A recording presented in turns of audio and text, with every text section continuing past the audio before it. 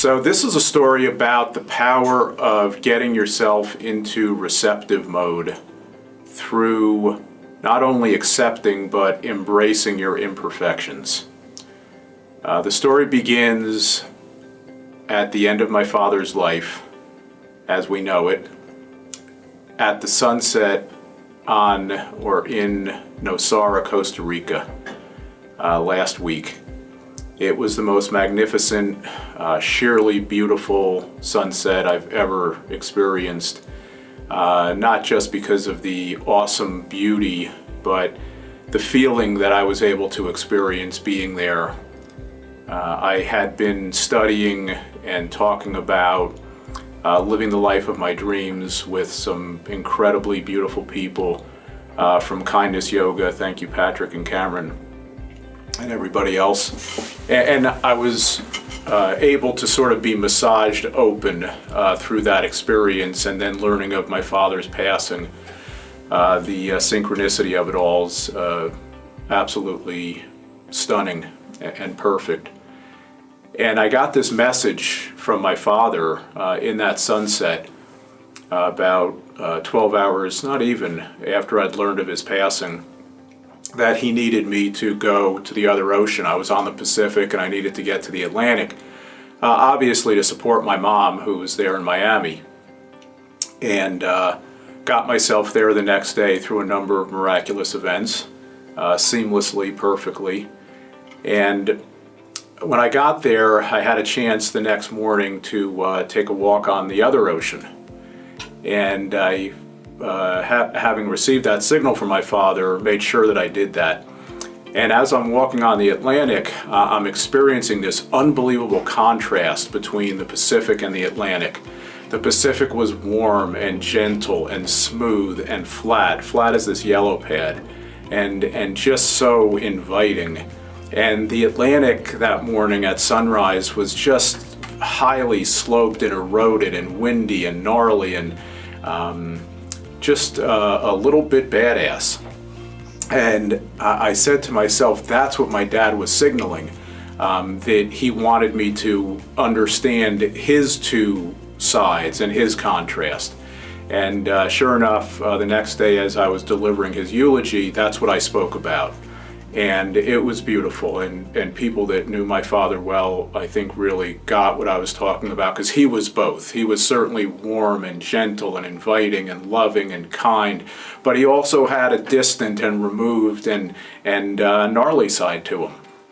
So it went beautifully, and I went through all of the rest of the services and got a chance to be with family and support my mom, etc. And I was flying home a couple nights later, and as I'm up there in the heavens, in the sky, flying home, actually what hit me was that what my dad was really signaling was that those contrasts are imperfections that we all have, and that the way to live life is to embrace those imperfections as just traits, that they're really not imperfections, that we all have contrast, and that to try to consider them good or bad or strengths or weaknesses really is a challenge that if we can remove ourselves from, we will be able to make decisions going forward that will bring more of the life that we want in the future into our lives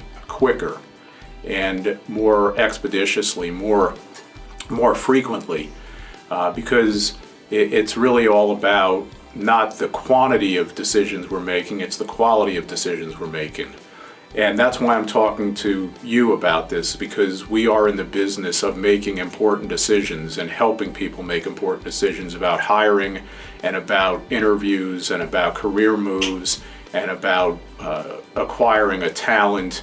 And if we're able to make those decisions from a place of personal power, as opposed to worrying about all of the different expectations that we put on ourselves, all of the different guilt and shame that we've accumulated throughout perhaps our childhood, then I believe that each one of those thoughts, each one of those ideas become decisions that become actions. Those are actual stepping stones. Those are actual building blocks to bring the life that you want of the future into your daily life. So that's the last lesson that my father taught me. And you may be wondering how I knew that this all happened. And the answer is, it's a feeling. It's something that I got from that sunset. It was the most powerful experience I've ever had. And it's kind of like, you know how when you have a sick child or someone that you love so dearly that's in need, and you just want to pour all of your love, you want to do everything, you give up every worldly possession to make that person feel better and let them know how much you love them. I had that experience on that beach that night times a billion. It was the most powerful experience, and again, it's because I was open and receptive to it, and it has led me to a place of feeling no sorrow from my father's passing. He was going to be 101 years old, so he lived an incredibly full life, and I was relieved for him and a bit for myself, but I experienced so much joy through the passing, and it's from that place of personal power, without worry, without doubting myself, without second guessing myself, that I am now honoring my father and my son, my lineage, enabling me to make all of my decisions going forward.